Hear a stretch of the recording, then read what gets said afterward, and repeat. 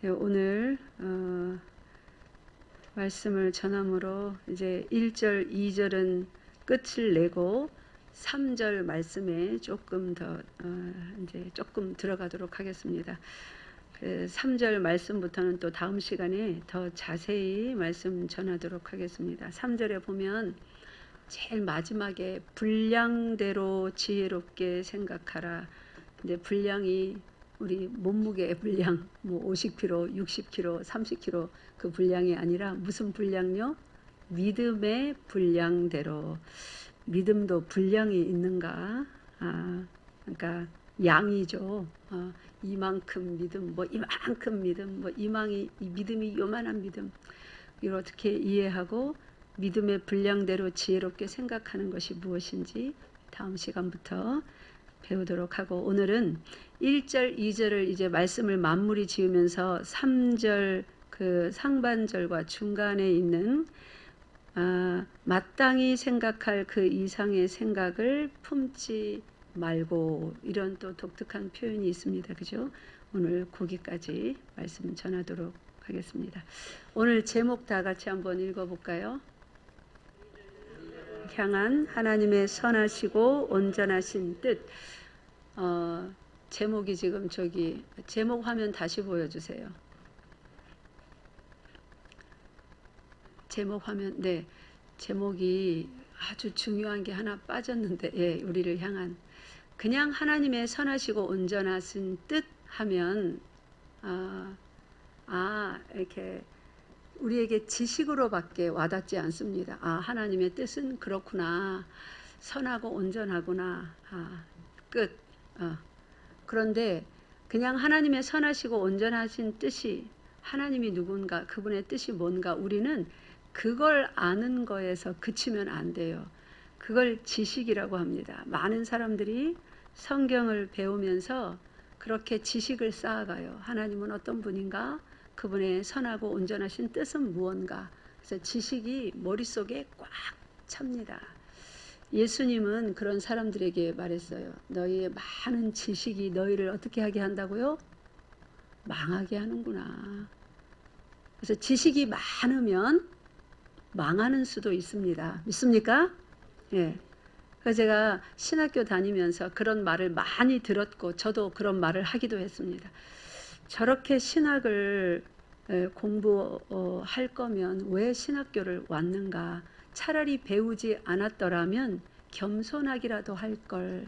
차라리 배우지 않고 지식이 부족했더라면 듣는 귀라도 다치지 않았을 것 같은데 참 안타깝다.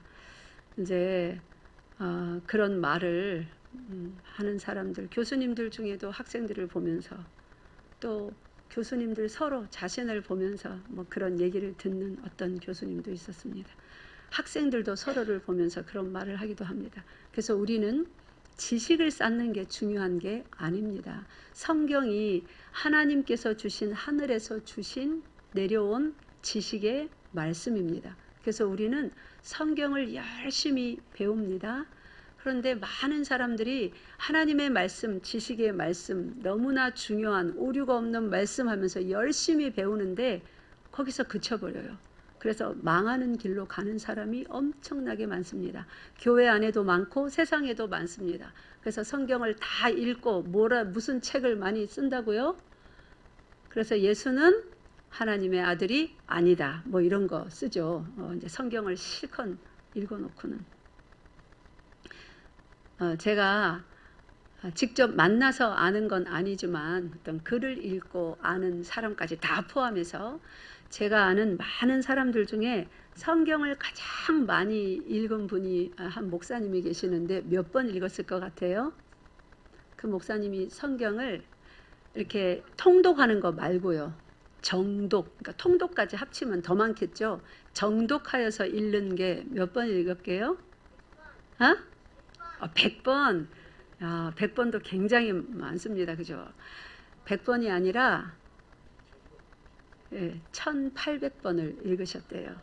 정독으로 1800번을 읽으시고는 결론이 혼신의 힘을 다하여 하나님을 찬송하고, 그러니까 찬송가 부를 때 말이에요. 실제로 뭐 그냥 영적으로 찬양하고 이게 아니라 1800번을 읽으시고 결론이 뭐냐면 혼신의 힘을 다하여 하나님을 찬송하고, 찬송 시간에 또 온 힘을 다하고 전심으로 부르짖어 기도하고, 고요히 묵상하는 기도 말고요. 묵상하는 기도도 하지만 또 성도가 함께 모여서 또 때로는 혼자 부르짖어 목청이 터져라, 이 장기가 다 애끓는 듯이 부르짖어 기도하고 정신 차려서 하나님의 말씀을 읽고 묵상하는 것, 그것 외에 귀한 일은 없는 것을 깨달았다고 그렇게 말씀하시더라고요. 그것이 되면 그 나머지 모든 일은 다 된다는 거예요. 그러니까 아까 보세요. 제가 제목을 잠깐 설명드렸죠. 하나님의 선하시고 온전하신 뜻, 그 뜻만 알면 안 된다고요. 그 뜻을 1800번을 읽었더니 뭐 어떻게 살라고요? 그냥 혼신의 힘을 다해서 하나님을 찬양하고 간절히 부르짖어 기도하고 정신을 차려서 말씀을 묵상하고. 그럼 이거 주일에 교회 와서만 할까요? 아니요. 매일매일 그렇게 살으렵니다.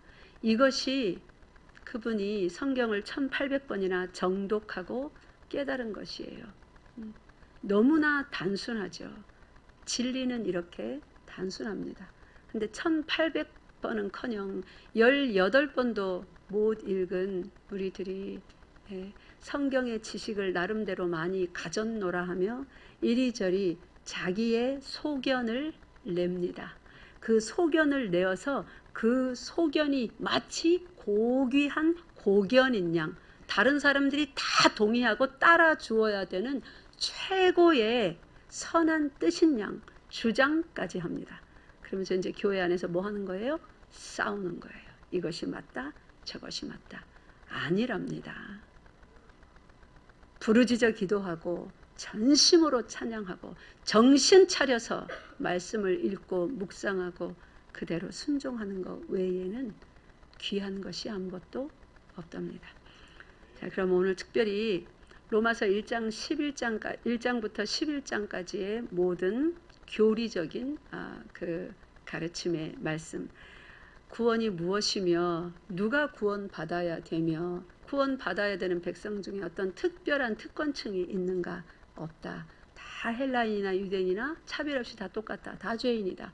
하나님은 그 구원을 어떻게 이루시는가? 예수 그리스도라는 한 분을 통하여서만 이루시며 그분만이 의롭고 그분만이 믿음의 주인 되시며 그분의 이름을 부르는 자마다 어떻게 해요? 구원을 얻으리로다. 그리고 유대인들은 지금 저렇게 있어도 많은 이방인들이 하나님의 그 긍휼하심으로 구원을 받고 영생에 들어가고 복된 삶을 누리는 걸 보면 시기 질투가 나서라도 그들도 돌아오도록 하나님이 그렇게 계획하셨고 그렇게 될 것이다 하며 11장까지 말씀을 마친 다음에 12장에서 그러므로 형제들아 내가 하나님의 모든 자비하심으로, 이 모든 자비하심은 단적으로 말하면 십자가입니다. 하나님께서 십자가의 그 예수 그리스도의 희생을 통하여서 너희를 구원하고 너희를 의롭다 하셨다. justification이죠. 즉 칭의, 의롭다고, 의롭지 않은 사람들을 의롭다고 칭해 주시고 날마다 거룩한 삶을 살 수 있도록 성화의 삶으로 질질 끌어라서라도 견인해 가시고, 견인차 부르면 차 어떻게 견인하는 줄 알죠, 그죠? 견인 당하는 차에게 동력이 있습니까? 움직일 수 있는 동력이 전혀 없습니다. 누구의 동력에 의해서 그 퍼져 있는 차가 끌려갑니까? 목적지로. 예, 앞에서 끌어가는 차. 그게 성령 하나님이세요. 하나님이 우리를 질질 끌어가니까 뒤에서는 끌려가느라 타이어 타는 냄새까지 난다고. 그게 우리 삶에서 나는 사망의 냄새예요. 사망의 냄새. 그리고 의로 살고 죄에 대하여서는 죽고 그렇게 성화의 삶을 살게 하는 그 자비로움을 우리에게 주셨습니다. 그리고 또 한 가지 약속하였습니다. 비록 이 땅에서는 너희가 속에서 두 사람이 싸우는 걸 본다. 성령에 감동받아 의롭게 살려 하라는 세 사람, 여전히 이 육체의 지배를 받는 옛사람이 함께해서 싸우는 것을 보는도다. 내가 이거 하고 싶은데 이거는 안 하고 저거 하고 싶은데 저거는 안 하는 그 두 지체가 내 속에서 싸우는 것을 보고 내가 이렇게 너무나 자주 무너져 내리고 또 하나님 말씀에 불순종하는 내 자신을 보면서 내가 참으로 죽을 만큼 괴롭고 비참하다. 오라 나는 무슨 사람이라고 사도 바울이 말했습니까? 참으로 곤고하다. 미치고 팔짝 뛰겠다 이 말이에요. 내가 어떻게 하면 좋은가. 내가 그래도 사도인데 여러 교회에 또 이방인에게 나가서 복음 전하는 사람인데 나부터 이렇게 살니 내가 참 자격이 없구나. 내가 참 죄책감이 느껴서 더 이상 이 일을 해야 될지 말아야 될지 고민이 될 만큼 내가 참으로 괴롭다. 그 말이에요. 그럼에도 불구하고 견인당하고 있으니 성령의 모든 것을 합하여 선을 이루시는 하나님께서 보내주신 성령 하나님에 의해서 내가 그분이 말할 수 없는 탄식으로 내 속에서 나를 위하여서 기도하시고 나를 견인해 가시니 어디로 견인해 가십니까? 천국으로. 완전한 의인 예수 그리스도의 그 장성한 분량까지 견인해 가시니 나는 하나님께 감사한다. 주 예수 그리스도께 감사한다. 그렇게 그 말씀이 또 중간 결론을 맺지 않습니까? 그런 모든 하나님의 자비하심으로 너희를 권한다. 너희를 하나님이 너희 몸을 하나님이 기뻐하시는 거룩한 산 제물로 드리라. 그러면서 몸을 산 제물로 드리는 것이 무엇인지를 2절에서 조금 더 자세히 설명합니다. 몸을 산 제사로 드리는 게 뭔가? 따라하세요. 이 세대를 본받지 말고 오직 마음을 새롭게 함으로 변화를 받아 하나님의 선하시고 기뻐하시고 온전하신 뜻이 무엇인지 분별하도록 하라. 그러니까 우리 몸을 거룩한 산 제물로 하나님께 드린다는 것은 내 몸을, 여러분의 몸이에요. 실제 이 몸입니다. 껍데기, 살과 피, 뼈 이런 몸뿐이 아니라 몸이라고 하는 것은 영과 혼과 이 육, 살로 이루어져 있습니다. 그죠?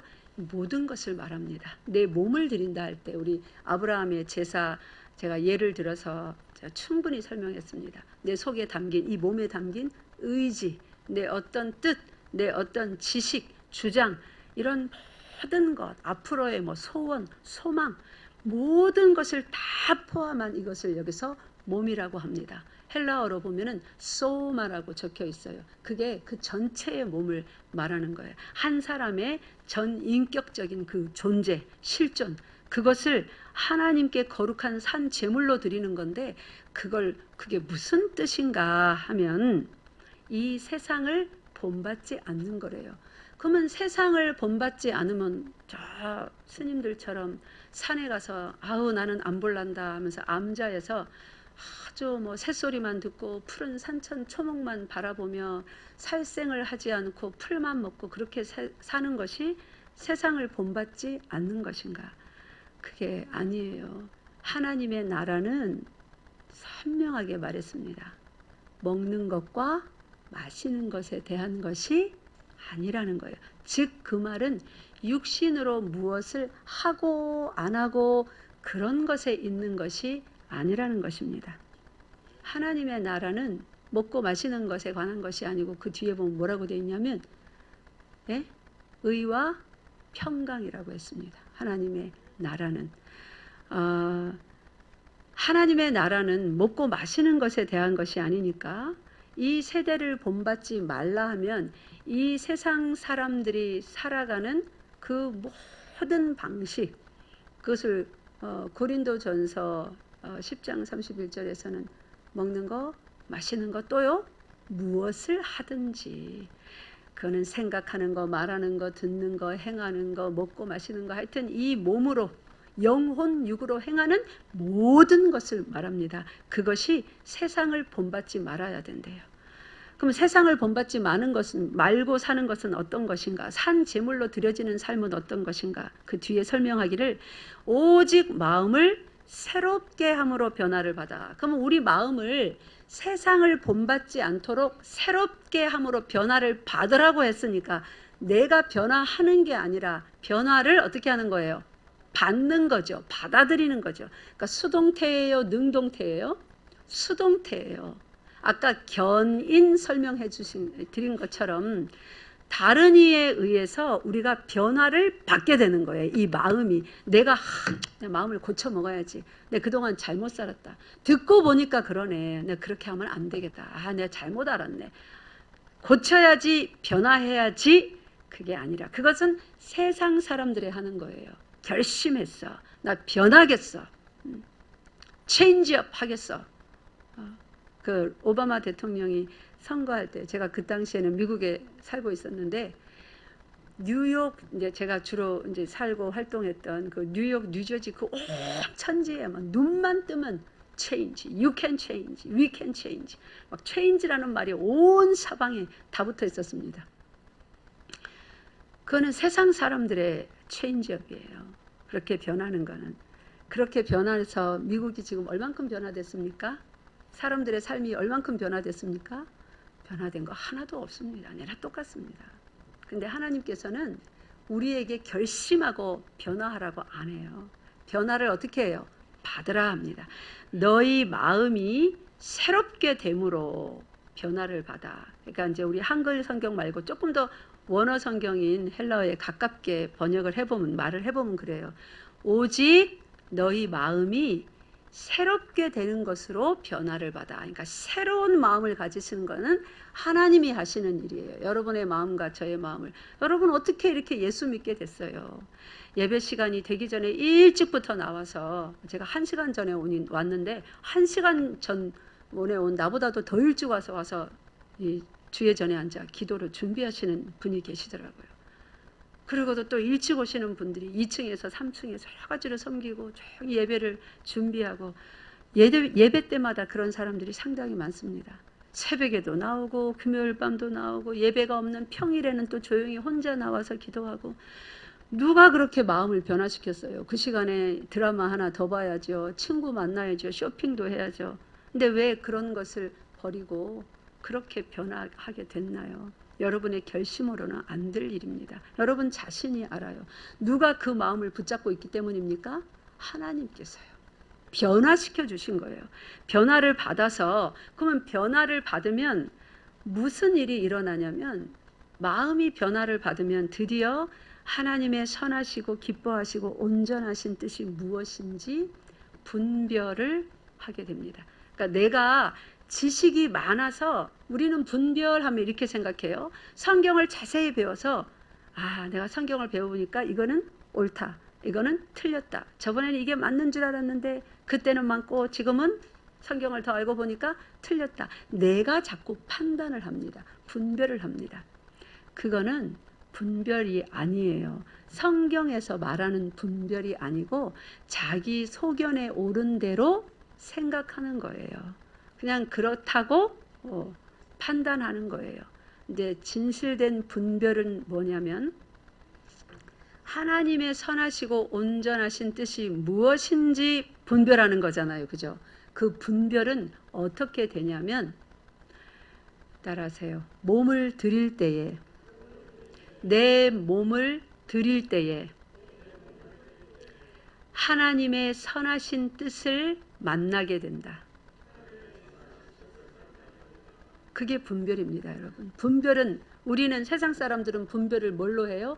머릿속에 들어있는 지식으로 잣대를 삼아 눈으로 보고 귀로 들으면서 맞다 안 맞다 양편으로 갈라서 각각 다른 광주리에 넣습니다. 이건 맞는 거 이건 안 맞는 거. 그는 인본주의 교육에 의해서 교육받은 사람이라면 누구나 다 이 사람은 그게 틀렸다는데 이 사람은 이게 맞다고 하고 자기대로 다 판단을 합니다. 자기 지식과 자기 눈에 의해서.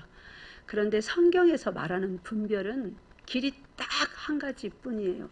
완전하신 하나님, 완전한 의이신 하나님께서 당신의 뜻을 계시하십니다. 즉 드러내셔요. 모세를 통해서 말씀으로 드러내셨고 선지자들을 통해서 그의 말씀을 주어서 전하게 하심으로 드러내셨습니다. 또 계시의 정점은 누구세요? 예수 그리스도를 통하여서 그의 선하고 온전하신 완전하신 뜻을 완전히 역사 가운데 그보다 더 확실하게 드러낼 수 없을 만큼 확실하게 드러내셨습니다. 그게 하나님의 온전하신 뜻이에요. 근데 그게 진짜 온전하신 뜻인 것을 어떻게 우리가 분별하느냐. 분별하라 그랬잖아요. 분별하냐. 그것은 내 몸을 드릴 때에 그게 미련한 게 아니라, 세상 사람들은 십자가를 뭐라고 한다고요? 미련하다, 어리석다 합니다. 뭐 저런 바보 같은 방법이 있어. 구세주라며 살린다며 자기 자신도 못 구하는 주제야. 야야야, 너 내려와서 너 자신부터 구해봐. 그러면 우리가 믿을게. 너 자신을 십자가에서 내려와서 너를 구하고 그 다음에 우리를 구해봐라. 그렇게 비웃었지 않았습니까? 예수님께서 십자가에 달리셨을 때 그 사람들은 자기 몸을 하나님께 드렸습니까? 안 드렸습니다. 그러니 하나님의 완전한 뜻, 선하신 뜻이 아직도 분별이 안 되고, 분별 대신에 뭐가 되는 거예요? 따라하세요. 판단이 되는 거다. 하나님의 뜻을 판단하고 있습니다. 사랑하는 열방교회 성도 여러분, 여러분은 지금 하나님의 뜻을 판단하며 신앙생활 합니까? 분별하며 신앙생활 하십니까? 조심하십시오. 삼가하십시오. 절제하십시오. 하나님의 뜻은 죄인이 판단하는 것이 아닙니다. 하나님의 뜻은 내가 몸을 드리면, 즉 다른 말로 하면 나 자신을, 삶을 드리면 분별이 되어지는 거예요. 정말 옳았구나. 정말 선하구나. 이게 진짜 지혜구나. 내가 지식이 부족해서, 내가 죄인이라 하나님을 알지 못하니 그 뜻을 분별하지 못하고 오랜 시간 판단했구나. 그렇게 깨달아지는 것, 그렇게 분별이 되어지는 것입니다. 또 한 번 다시 아브라함의 그 제사 시간으로 돌아가 봅시다. 아브라함이 어떻게 하나님의 거룩하신 뜻을 분별했는가? 오늘은 판단이라는 단어와 분별이라는 단어를 같이 놓고 여러분이 말씀을 들으면서 깊이 묵상하고, 오늘 예배가 끝난 다음에 하루 종일 여러분 삶을 그 두 단어 앞에 딱 갖다 놓고 하나님한테 물어보세요. 여러분 스스로 행위를 돌이켜보세요. 하나님 앞에서 그 뜻을 판단하며 순종하기도 하고 불순종하기도 했는지, 아니면 여러분 자신을 하나님께 내어드려서 하나님의 선하심이 분별이 되었는지. 자, 창세기 22장, 하나님께서 아브라함을 시험하시려고, 이거는 템테이션이 아니라 테스트라고 그랬죠. 하나님은 그 누구도 템트하지 않습니다. 템트는 악한 꾀를 가지고 꿰어내어서 그 사람을 결국에 망하는 길로 가게 하려고, 먹어봐 안 죽어, 하나님처럼 될 거야, 이렇게 하는 게 템트입니다. 유혹입니다. 여기서 시험은 유혹이 아니라 그야말로 테스트, 그의 믿음을 더욱더 견고하게 하시는 그 테스트예요. 아브라함을 불렀어요. 2절에 보니까 내 아들 내 사랑하는 독자 이삭을 데리고 모리아 땅으로 가서 내가 내게 일러준 한 산 거기서 그를 번제로 드리라. 자, 이런 말씀을 딱 계시받았어요. 교회가 이제 예배당을 다 지은 지 몇 년이, 지금 3년째가 돼가지만, 만약에 건축하겠다 교회에서 이제 이렇게 발표를 했는데 하나님께서 여러분 마음에, 남편의 마음에 네 있는 재산을 다 팔아서, 집을 팔아서 건축원금으로 바치라. 남편에게 감동을 주었어요. 아내는 그런 감동 안 받았어요. 말하자면 그런 거예요. 뭔가 하나뿐인 것인데 다 바치라는. 근데 이게 집 팔아 바치라는 게 아니라 누구를요? 하나뿐인 아들을 하나님께, 그것도 끔찍한 번제, 죽여서 태워서 하나님께 올려드리는 번제로 드리라고 합니다. 이런 명령을 딱 받았다면 판단하는 자와 하나님의 선하시고 온전하신 뜻을 분별하는 자의 삶이 극명하게 드러납니다. 아브라함은 판단을 했습니까? 새롭게 하심으로 그 마음을 변화를 받아 하나님의 선하시고 온전하신 뜻이 무엇인지 분별을 했습니까? 1번입니까? 2번입니까? 네. 대부분의 사람들이 근데 판단의 덫에 걸립니다.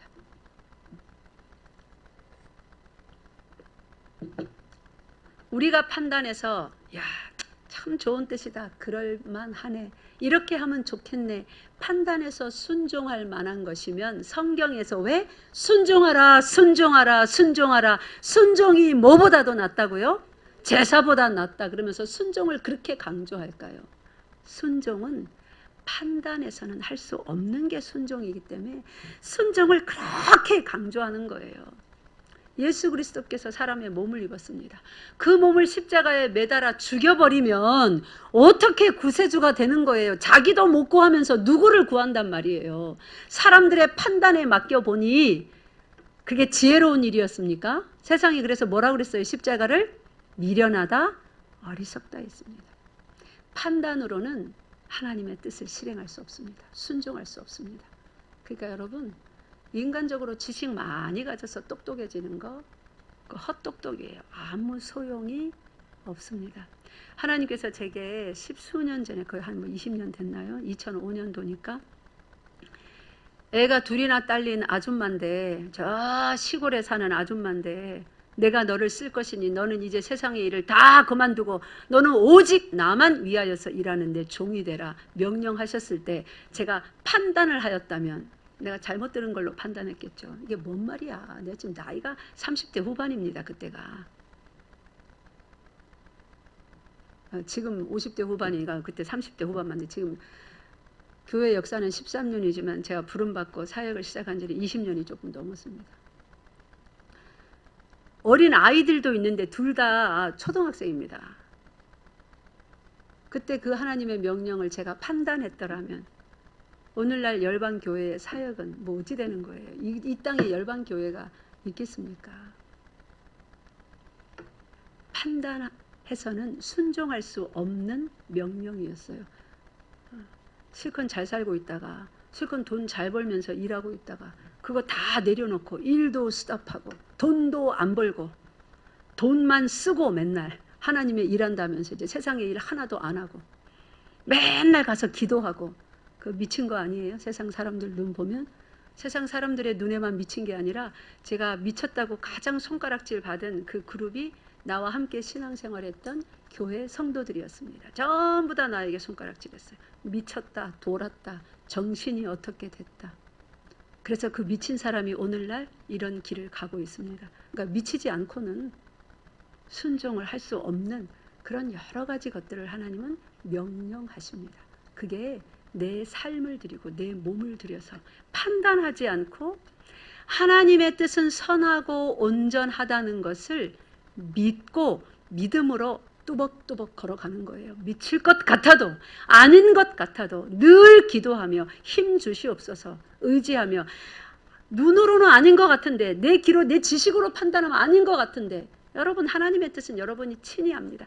저 마음 밑바닥에 양심을 속일 수는 없어요. 양심에 하나님의 율법을 새겨 놓았기 때문에 세상 전체가 아니라 하여도 여러분 가족이 아니라 하여도 여러분 자신은 압니다. 이게 하나님의 뜻이 아닌지 모르지 않아요. 뜻도 모르는데 막 안 했다고 야단치는 하나님이 절대로 아닙니다. 속일 뿐입니다. 모르는 척. 아니요, 여러분이 알아요. 저 밑바닥에 세미한 이 외면할 수 없는 선명한 하나님의 뜻으로 아주 세미한 음성으로 여기 딱 숨겨 있어요. 그것을 세상이 둘러싸고 있는 것입니다. 여러분의 주장과 여러분의 지식과 경험이 여러분의 의지가 그거를 딱 둘러싸고 있는 거예요. 꽃을 피워야 되는 열매를 맺어야 되는 조그마한 씨앗을 과육이 이만큼 그 씨앗들 보면 얼마나 작습니까? 전체 과일에 비해서. 수박 같은 거 보세요. 사과 보세요. 안에 뭐 쬐까만 거잖아요. 근데 거기에 생명이 있는 거잖아요. 하나님의 뜻을 판단하지 마시기 바랍니다. 하나님의 뜻은 분별하는 것입니다.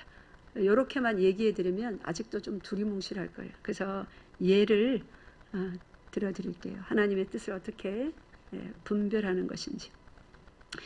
하나님은 우리에게 선명히 그 뜻을 밝히셨습니다. 먼저 하나님의 뜻이 무언가부터 봅시다. 뭐 성경에 여러 가지 뭐 사랑하라, 서로 사랑하라, 용서하라 많지만 그 모든 것이 향하는 딱 한 지점이 있어요. 이렇게 하라, 내가 이렇다 하고 밝혀주신, 신약에도 말했고 구약에도 말했고, 구약에 말한 것을 신약의 사도가 또 가져와서 동일한 하나님을 믿으니 예수 안에서 그 뜻이 참됨을 알고 또 말했습니다. 그것부터 먼저 보겠습니다. 레위기 19장입니다.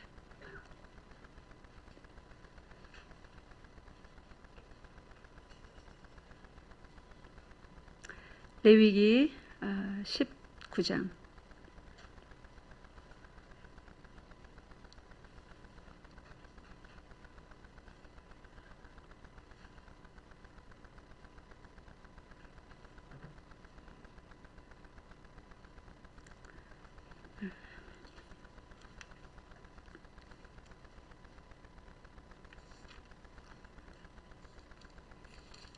19장 1절과 2절 읽겠습니다. 시작.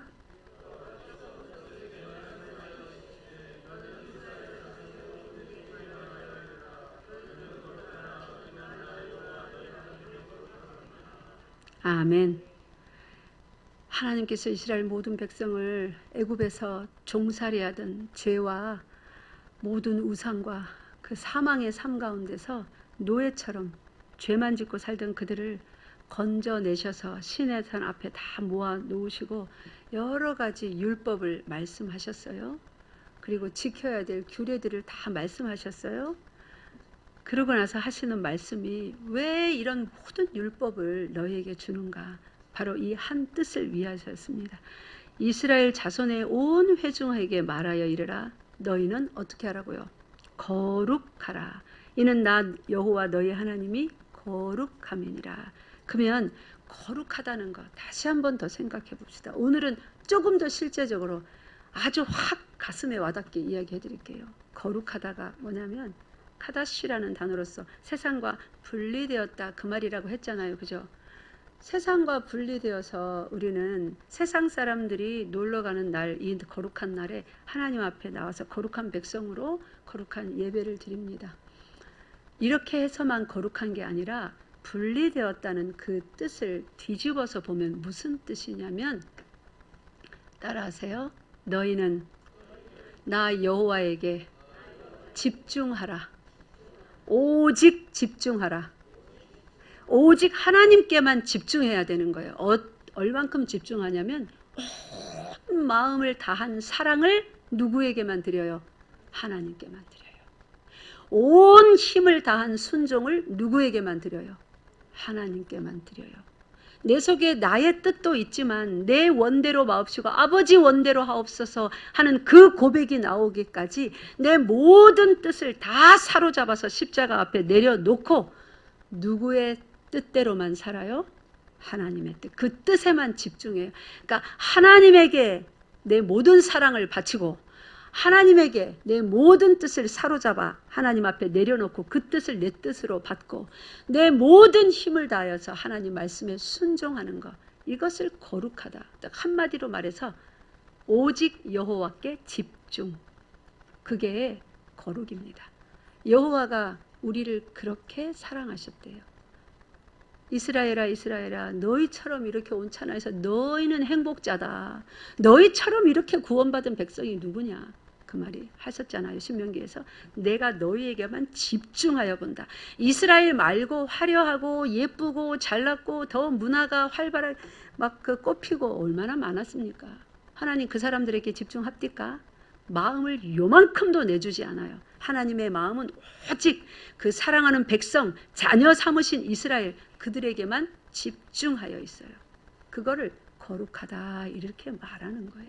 막 흰 옷 입고 깨끗한 장소에 화려한 보좌에 앉아서 막 우리 신 하면 뭐 하나님의 나라, 신의 나라 하면 그려지는 그 화려한 깨끗하고 정결한 그림들 있잖아요. 그게 거룩이 아니라 바라보는 대상에게 생각도 마음도 실제 몸도 집중되어 있는 거.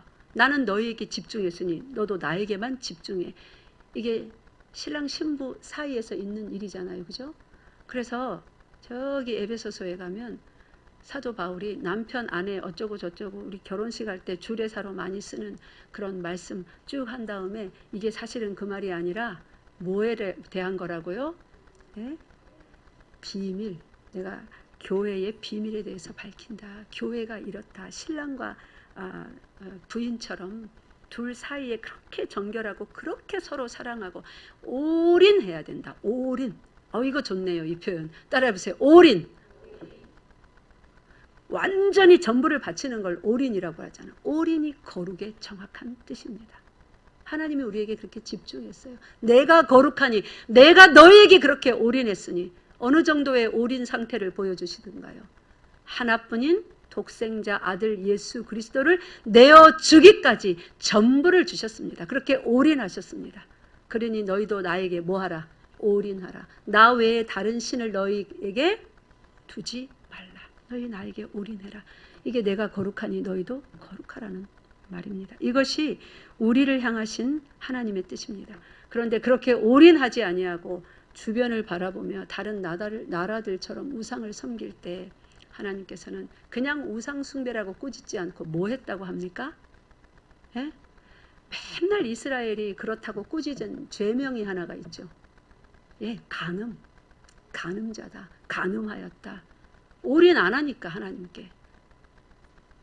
이 신부가 자기 남편만 안 보고 아우 저 남자는 어째 저래 잘생겼대. 남편 얼굴 한번 보고 나도 저런 사람하고 살아봤으면. 이런 게 간음이잖아요. 마음에 이미 간음하였느니라. 왜 너의 남편이 너의 신랑이 나에게 올인하지 않느냐. 간음했다고 합니다. 다시 오늘 본문으로 옵시다. 이제 조금만 말씀하고 마치겠습니다. 그러면 하나님의 선하시고 온전하신 뜻이 무엇인지 분별하도록 하라. 하나님에게 올인해야 되구나. 그게 하나님의 뜻이구나. 우리가 이제 이걸 알았습니다. 근데 하나님의 뜻을 분별할 때는 뭘 어떻게 해야 분별한다고 했습니까? 몸을 드릴 때에 분별이 된다고 그랬죠. 그게 진짜 하나님의 뜻인가 아닌가. 반찬을 하나 만들어 놓고 이거는 안 짠 거야. 먹어봐. 그게 짠지 안 짠지 어떻게 할 때 압니까? 옆에 사람이 아무리 안 짜다고 해도 나에게 짤 수 있어요. 옆에 사람이 아무리 짜서 못 먹는다 해도 나에게 간이 딱 맞을 수 있어요. 먹어봐야 하는 거예요. 하나님의 선하고 온전하신 뜻은 지식으로 품고 있으면서 야 그렇게 사랑이 많으신 분, 대단한 분, 나는 예수님을 4대 성인 중에 한 분으로 존경해. 정말 선하신 분이야. 세상 사람 이렇게 말합니다. 그게 지식이 망하게 하는 거예요. 그 지식 때문에 그 사람은 망하는 겁니다. 그 몸을 안 들이니까 그의 선하시고 온전하신 뜻을 분별한다는 것은 머리로 판단하는 게 아니라 내 삶을 들여서 실제 살아보고 그 뜻이 완전하여서 나를 구원하는 생명의 말씀인 것을 내가 체험하는 거예요. 온 몸과 영과 혼으로. 그게 분별한다라고 하는 것입니다. 여러분 판단과 분별, 구별이 가시지요? 그러면 우리도 그러면 그분이 우리에게 올인하셨으니까 우리 보고도 올인을 하라고 그러는데 그 올인을 삶 가운데서 어떻게 하는 게 올인인가? 저기 마태복음 18장, 우리 마태복음 18장 참 많이 본다, 그죠? 만 달란트 그 얘기할 때도 18장을 봤는데 오늘은 그 얘기가 아닙니다. 다른 부분입니다. 마태복음 18장 32절부터 44절입니다. 아니 44절이 아니라 죄송합니다. 이게 마태복음이 아니라 마가복음. 잠깐만요. 마태복음 맞아요. 마태복음 먼저 보고 마가복음으로 가겠습니다. 마태복음 18장 32절 봅시다. 여기에 주인이 만달란트 빚진 종의 빚을 어떻게 탕감하여 주었는지 그 독특한 표현이 나오는데 그 하반절 읽읍시다. 32절 시작. 내가 빌기에 내가 내 빚을 전부 탕감하여 주었거늘. 이 주인은 그 종을 자유롭게 하기 위하여서 자기도 올인한 거예요. 그래 내가 50% 디스카운트 해줄게. 아이 그래 클리어런스 마지막 세일이다. 내가 90% 디스카운트 해줄게. 이렇게 안 했어요. 올인했어요. 어떻게 해요? 전부 탕감하여 주었습니다. 내가 너에게 전부를 주었으니 나의 사랑하는 신부 교회야, 나의 백성아, 너희도 나에게 얼만큼 달라고요? 전부를 달라. 하나님이 우리에게 요구하시는 것은 전부예요. 근데 우리는 우리가 가진 것 중에 일부를 드리려 합니다. 헌금을 해도 뭐 봉사를 해도 시간을 내줘도 내 재능을 드려도 일부를 내주면서 봉사를 하면 하나님을 그렇게 섬기면 어떻게 하는 줄 알아요?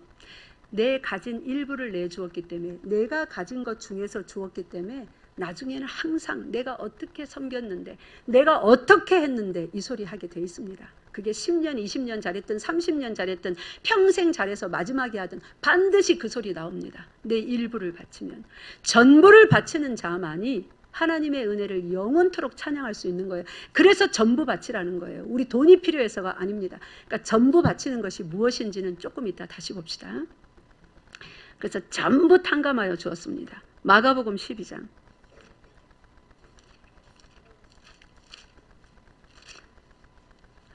오늘 준비한 말씀을 전부 전하고 싶은데 시간이 다 가서 전부 전하지 못해 또 안타깝네요. 마가복음 12장 43절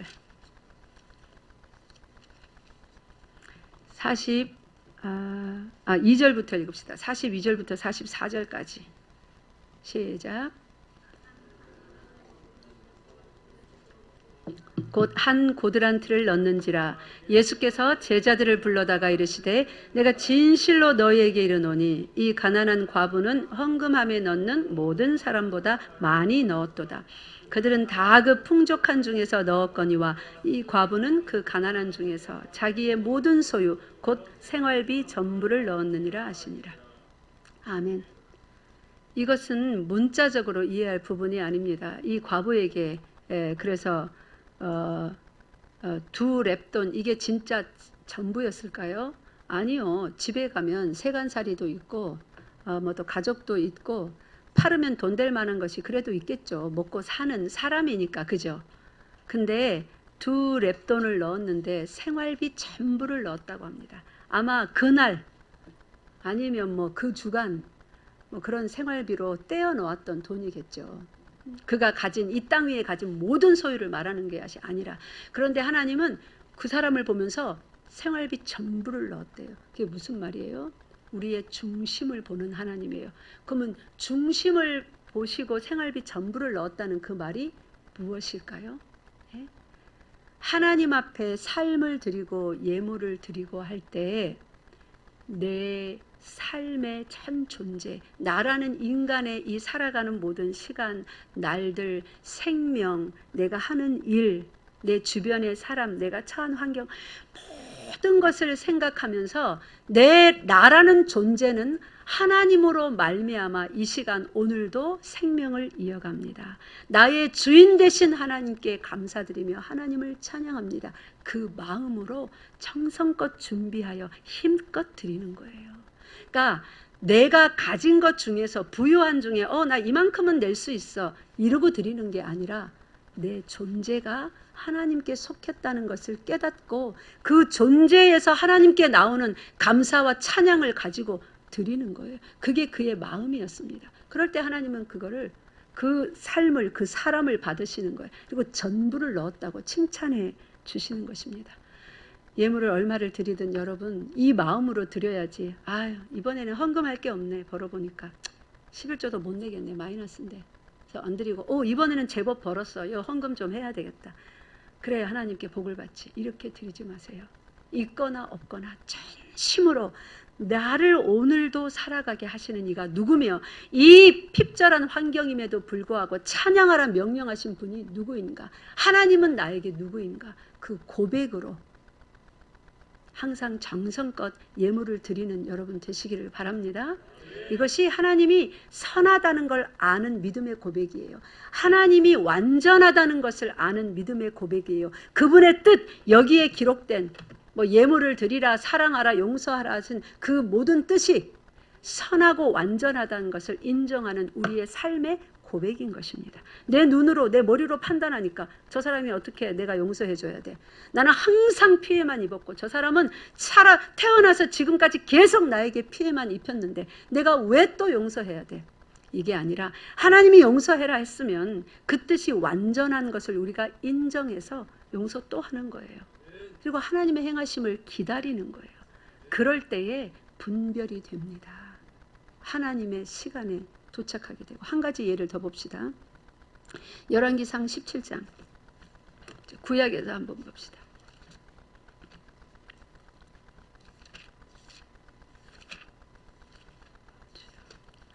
열왕기상 17장 보면 8절에서부터 보면 엘리야와 사르밧 과부가 나옵니다. 지독한 흉년이 들고 비도 안 내립니다. 그럴 때 하나님의 명령으로 이 엘리야가 사르밧으로 가서 한 과부가 그곳에서 나뭇가지를 줍는지라. 이제 불 떼서 떡을 좀 만들려고 하는 거겠죠. 나뭇가지를 줍고 있었는데 엘리야가 그 여인에게 갑니다.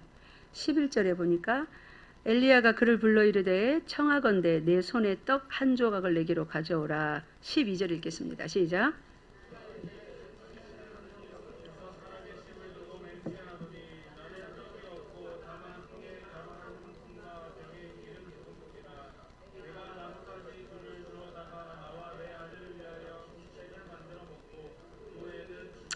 엘리야가 떡 한 조각 만들어서 가져오라 하니까 이 여인이 떡이 없고 다만 통에 가루 한 움큼 병에 기름 조금 뿐이다. 나뭇가지 둘 주워다가 아들과 함께 먹고 뭐 한다고요? 이 말을 지금 우리가 그냥 말하는 우리 대화하는 대화체로 바꿔보면 아니 선지자여 그게 무슨 말씀입니까? 떡이라뇨. 이런 흉년에 나는 또 과부예요. 아들 하나하고 근근히 살아가는데 먹고 죽을래야 먹고 죽을 것도 없습니다. 이게 끝입니다. 그리고 나 이제 이거 먹고 죽을 겁니다. 무슨 떡을 달라 하십니까? 그 말이에요. 근데 엘리야가 그 뒷절에 보니까 아주 염치 없게도 또 이렇게 말합니다. 이제 먹고 죽을래도 뭐가 없다. 그 정도로 말했는데도 그에게 이르되 13절 읽겠습니다. 시작. 엘리야가 그에게 이르되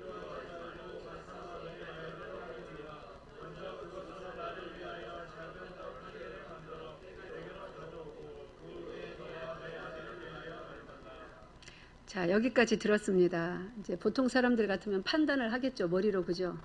말도 안 되는 소리 하고 있네 지금. 응? 먼저 우리 아들하고 콩 반쪽 나눠 먹는 심정으로 먹고 이제 그 다음에 아무것도 없으니까 굶어 죽어야 된다고 내가 분명히 말을 했는데 가서 나부터 건장한 남자인데 남자가 와가지고 어떻게 하라고요? 내게로 가져오고 그럼 갖다 주면 그 후에 니하고 너 아들하고 떡 만들어서 먹으라는데 그 후에 떡 만들어 먹을 가루가 있습니까? 기름이 있습니까? 없잖아요.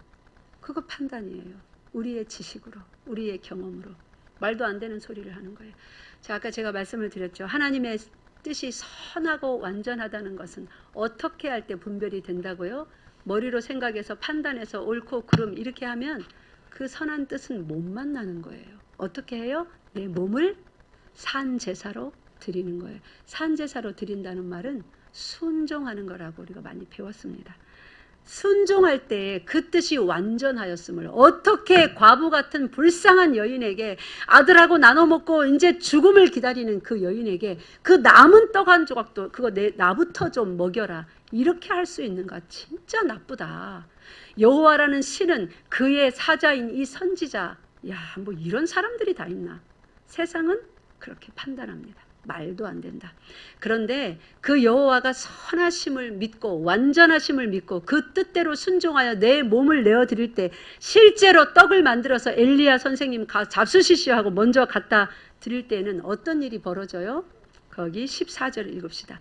하나님이 선포하신 이 말씀이 그 삶에서 실제가 되고 그렇게 실제의 기적을 맛보면서 하나님의 뜻이 선하고 완전하였음을 분별케 되는 것입니다. 14절 시작.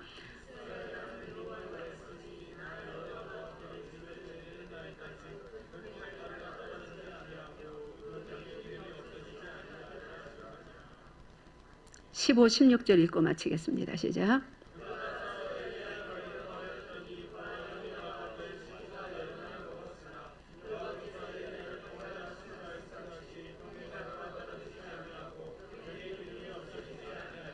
아멘. 여러분 신앙생활 우리 열방교회 성도들 참 열심히 하려고 애를 쓰십니다. 주중에도 늘 하나님 말씀 앞에 두려워 떨며 순종하려고 했습니다.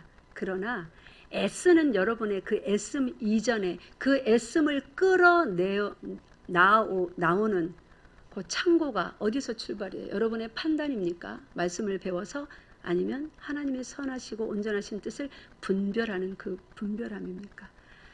잘 오늘 묵상해 보시고 판단을 떠나서 선하시고 온전하신 그 뜻을 분별하는 그 영광을 맛보기 위하여 내 몸을 산제사로 내어드리는 그런 삶까지 다 나아오시는 여러분 되시기를 바랍니다. 기도하겠습니다. 하나님 참 감사합니다. 생명의 양식으로 먹이시사 우리 심령 가운데 생각 가운데 숨겨졌던 어두움을 또 오늘 드러내어 주시고 밝은 빛 가운데로 나아가게 하시는 하나님을 찬양합니다. 우리를 날마다 거룩한 길로 인도하여 주시옵소서. 우리 주 예수 그리스도 이름으로 기도드리옵나이다.